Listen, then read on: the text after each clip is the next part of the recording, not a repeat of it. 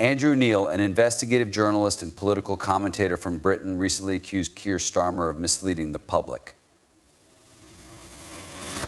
Since Starmer became embroiled in controversy due to Neal's piece in a widely read local newspaper, many have reconsidered their views on the Labour leader and his party's economic policies. Starmer, according to Neal, utilizes an enticing message to win over voters before she changes her tune once she's in office. He maintains that this involves more than just political maneuvering. However, the British people rely on the opposition leader for honesty and guidance, so this loss of confidence is particularly disheartening. Such actions, in Neal's view, violate the most basic requirements of democratic accountability, which demand transparency and the fulfillment of campaign promises by elected officials. Neal paints a picture of a Labour Party that promised responsible fiscal management in its campaign platform, but then proposed what he terms the largest tax increase in history. Among the many things he says Starmer lied about are adjustments to working tax credits, extra taxes on workers, and higher employer national insurance contributions. A departure from Labour's pre-election rhetoric, these steps, according to Neal, put doubt on Starmer's long-term economic perspective and might have consequences for working people and businesses. Neal delves deeper into the inconsistencies between Starmer's public words and his behavior following the election.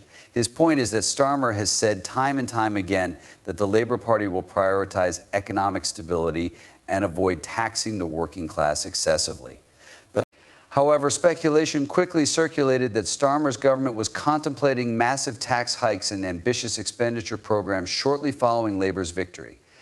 According to Neal, this abrupt shift reveals the Labour leadership's plan to seize power through populist rhetoric, then revert to more traditional borrowing and taxation policies once they're in office. Neal presents Starmer as a political opportunist who will say and do anything to keep his place in his forthright criticism. Particularly in the post-Corbyn Labour climate, this assessment is shocking given Neal's history of calling politicians to account. Neal highlights the significant departures from Starmer's earlier leadership styles and contends that Starmer's approach reflects a broader trend where political realism is replacing ideological consistency by failing to fulfill crucial commitments. Starmer might alienate many who have remained loyal to the Labour Party because of its platform of economic and social equality and social justice. According to Neal, Starmer's Labour is reverting to the old borrow, tax, and spend tactics, which is at odds with the image of fiscal restraint that Starmer is trying to project. Neal draws attention to the fact that these revelations occurred just as the Labour government was preparing to unveil its inaugural budget. He claims that tax increases and withdrawals from pension funds will be part of the budget. Could alienate Labour voters who supported the party due to its promises of economic restraint. According to Neal, these measures could hinder government oversight of the post-pandemic recovery by lowering investor confidence and slowing economic growth in the long run. Along with Starmer's policies, Neal attacks her moral credibility. He claims that after gaining power, Starmer abandoned Corbyn's principles that he had utilized to climb the party ladder. This portrayal of Starmer as a political chameleon detracts from his efforts to appear trustworthy and open. Neal draws attention to pivotal moments in Starmer's rise, such as his vocal support for Corbyn's left-wing Labour policies, which he later distanced himself from.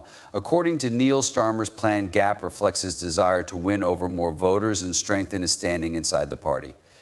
Neal backs up his assertion with historical parallels, drawing a comparison between Starmer's leadership style and that of previous Labour leaders who switched stances following an election.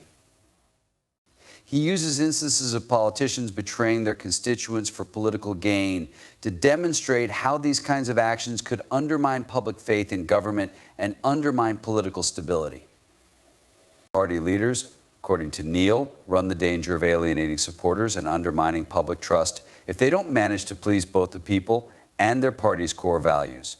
The global perspective is likewise covered by Neal, to suggest that Starmer's erratic policies could damage the UK's image overseas. Neal argues that investors and international partners may see this kind of uncertainty as a sign of economic instability, which could lead to a decrease in foreign investment and difficulty in trade talks. Especially in this age of global economic recovery, strong and transparent leadership is more important according to Neal, because of the heightened economic uncertainties. Serious consequences might ensue if Neal's claims are correct. National and international public mistrust in Starmer and the Labour Party is eroding. Political manipulation and dishonesty are broader problems, and Neal's findings adds to the public's disillusionment with Democratic administration. This schism threatens British democracy and will make it harder for future administrations to gain the trust needed to deal with critical national problems.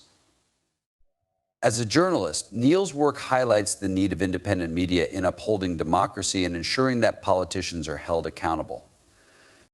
There is less room for politicians to employ vague or deceitful language in this age of instantaneous media communication, which can be a mixed blessing for transparency.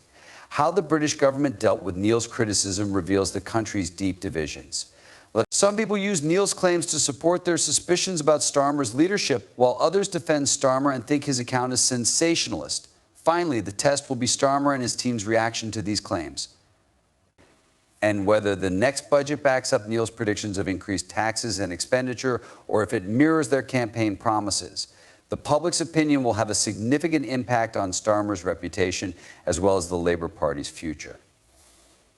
How the Labour Party responds to this period of intense scrutiny might dictate the future of the party and the UK's politics more generally. How well Starmer deals with criticism, maintains party unity, and delivers on economic promises will decide his legacy and the Labour Party's fate.